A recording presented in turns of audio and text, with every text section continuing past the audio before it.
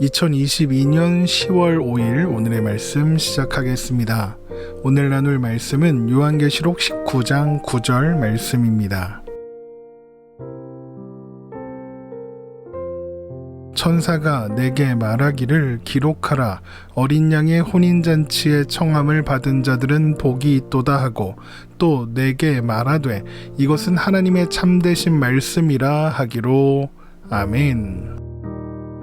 어린 양의 혼인 기약이 이르렀고 그의 신부가 준비를 마쳤음을 알리는 찬송 소리가 울려 퍼졌습니다.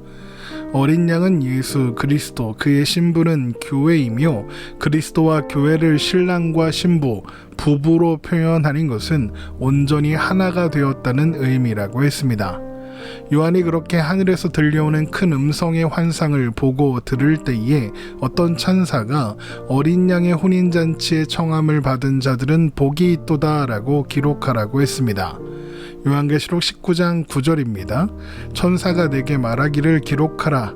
어린 양의 혼인잔치에 청함을 받은 자들은 복이 있도다 하고 또 내게 말하되 이것은 하나님의 참되신 말씀이라 하기로. 어떤 잔치의 주인이 그 잔치의 손님들을 청하는 것은 그냥 와서 앉아있다가 밥이나 먹고 가는 그런 느낌이 아니죠. 함께 그 잔치의 기쁨에 참여하고 잔치의 주인 그리고 잔치의 주인공과 함께 온전한 교제를 나누자는 의미입니다. 어린 양의 혼인잔치 또한 마찬가지이죠. 그러면 어린 양의 혼인잔치에 청함을 받은 사람들은 누구를 가리키겠습니까? 어린 양의 혼인잔치의 기쁨을 함께 누리고 어린 양과 함께 온전한 교제를 나눌 수 있는 대상이 누굽니까? 교회밖에 없습니다. 그러니까 교회는 어린 양의 신부로도 또 어린 양의 혼인잔치에 참여하는 손님으로도 표현되고 있는 것입니다. 이런 두 표현 모두 그리스도와 완전한 연합을 의미하며 신부는 교회 공동체, 손님은 각각 성도들에게 초점을 두고 있다, 이렇게 생각하시면 될 것 같습니다. 그래서 교회된 우리 신자들은 어린 양의 혼인잔치의 주인공인 동시에 함께 잔치에 참여하는 사람들이기도 한 것입니다. 또한 그렇기 때문에 어린 양의 혼인잔치에 청함을 받은 사람들은 복이 있을 수밖에 없습니다. 여러분, 복이 무엇이라고 했습니까? 성공하고 돈 많이 벌고 잘 되고 그래서 부자가 되고 영향력 있는 사람이 되는 것이 복인가요? 요한계시록은 그런 세상적인 기준의 성공을 가리켜 큰 성 바벨론이라고, 큰 성 바벨론이 약속하는 것들이라고 이야기합니다. 그러니까 성경이 말하는 복은 세상이 말하는 복과는 전혀 다르다는 것이죠. 그러면 성경이 말하는 복, 하나님께서 주시는 복은 어떤 것일까? 바로 하나님과 함께 있는 것입니다. 하나님과 함께 기쁨을 나누는 것이죠. 하나님 안에서 행복한 것입니다. 그것이 성경이 말하는 복입니다. 어린 양의 혼인잔치에 청함을 받았다는 것도 하나님과 연합하고 하나님과 함께 기쁨을 나누는 자리로 청함을 받았다는 의미입니다. 그러니까 복으로 초대를 받은 거죠. 그러면 그 초대에는 어떤 사람들이 응하겠습니까?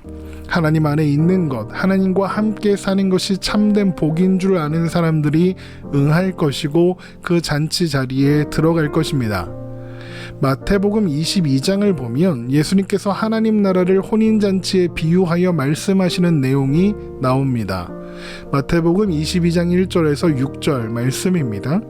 예수께서 다시 비유로 대답하여 이르시되 천국은 마치 자기 아들을 위하여 혼인잔치를 베푼 어떤 임금과 같으니 그 종들을 보내어 그 청한 사람들을 혼인잔치에 오라 하였더니 오기를 싫어하거늘 다시 다른 종들을 보내며 이르되 청한 사람들에게 이르기를 내가 오찬을 준비하되 나의 소와 살찐 짐승을 잡고 모든 것을 갖추었으니 혼인잔치에 오소서 하라 하였더니 그들이 돌아보지도 않고 한 사람은 자기 밭으로 한 사람은 자기 사업하러 가고 그 남은 자들은 종들을 잡아 모욕하고 죽이니. 이 비유에서 혼인잔치에 청함을 받았으나 가지 않은 사람들은 왜 잔치에 가지 않았습니까? 오기를 싫어하거늘입니다. 가기 싫은 겁니다.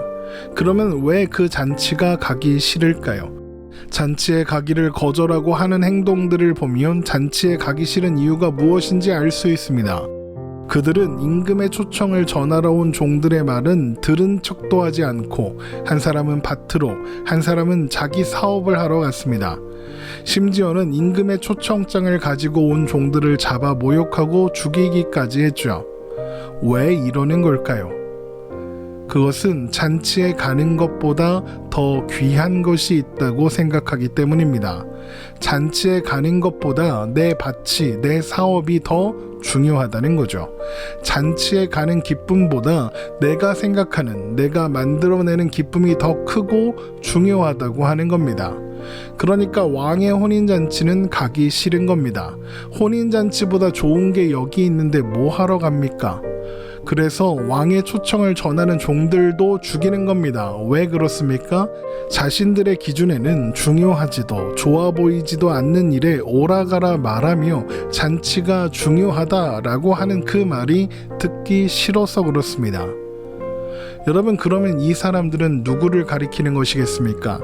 하나님께서 제시하신 길, 예수 그리스도라는 길을 거절한, 예수는 메시아일 수 없다고, 메시아면 안 된다고 생각했던 유대인들입니다.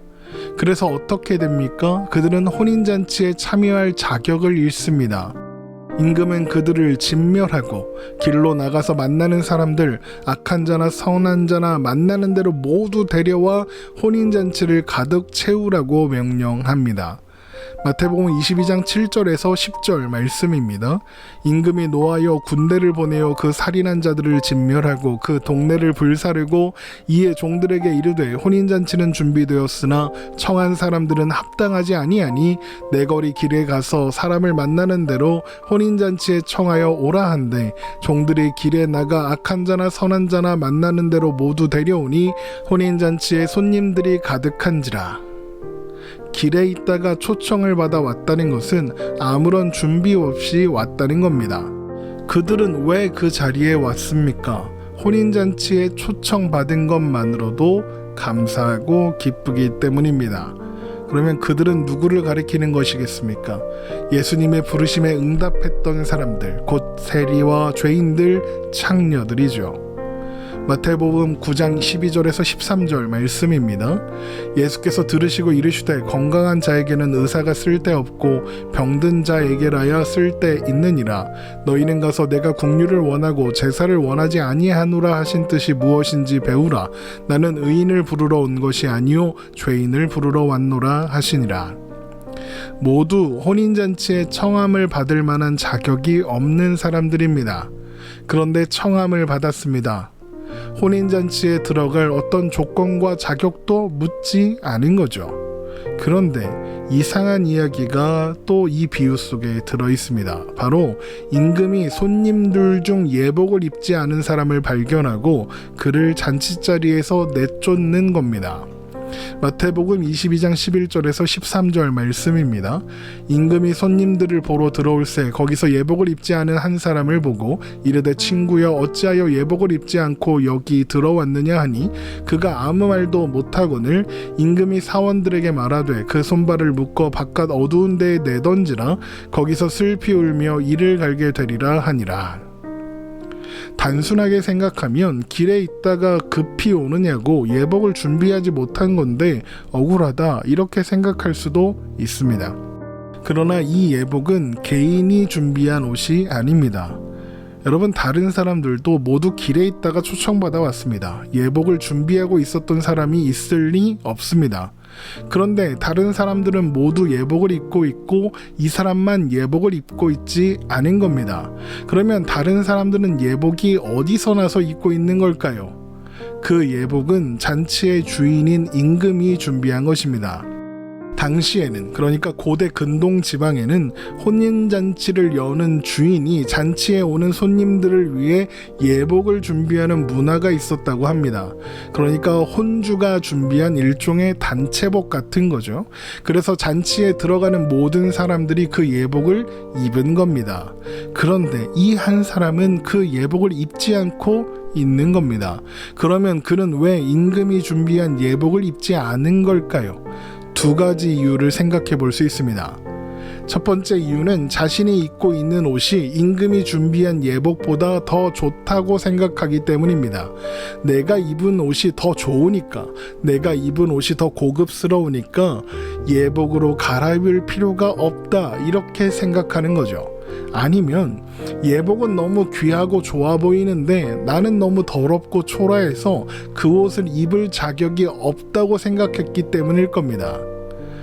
이렇게 들으시면 첫 번째 이유는 뭔가 교만한 이유 같고, 두 번째 이유는 뭔가 겸손한 이유 같지만 사실 이 두 가지 이유는 같은 맥락을 가진 같은 교만한 이유에서 나오는 이유입니다.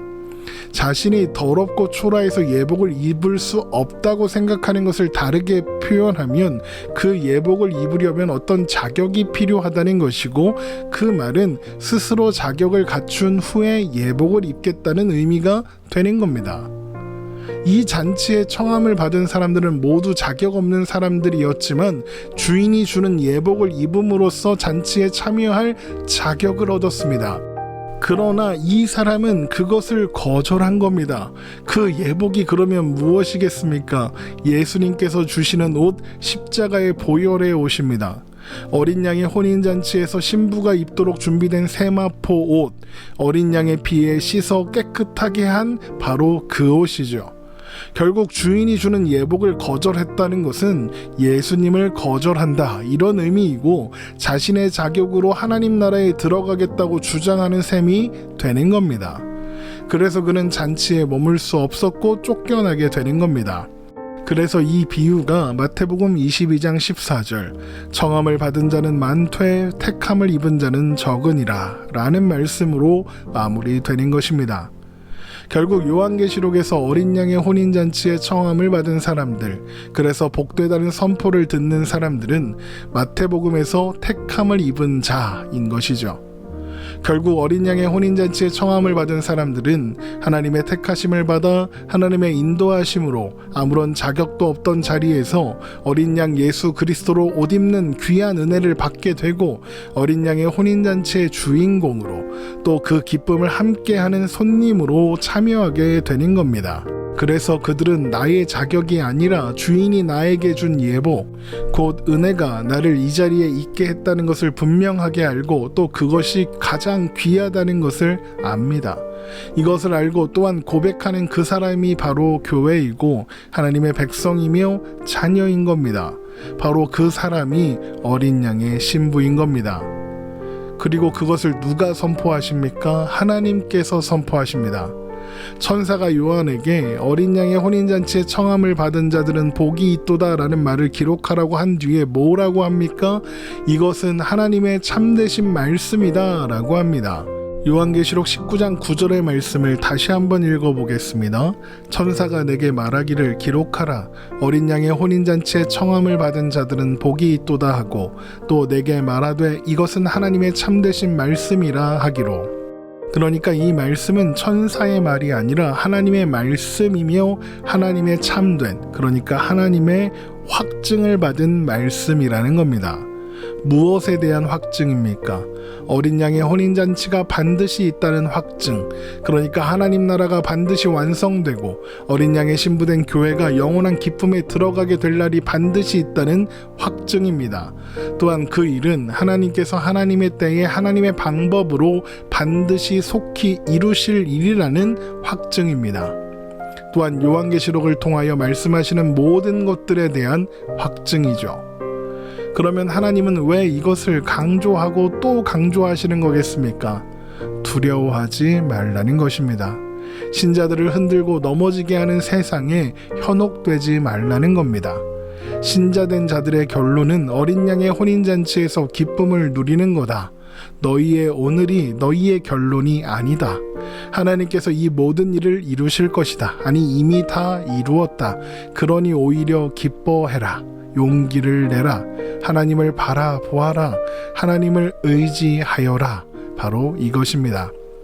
바로 이것을 아는 자가 참된 복을 누리는 자이며, 이것을 아는 자가 어린 양의 혼인잔치에 청함을 받은 복 있는 사람들인 것입니다. 오늘 말씀 이렇게 마치겠습니다. 오늘도 주님과 동행함으로 행복한 하루 되시기를 주님의 이름으로 축원합니다.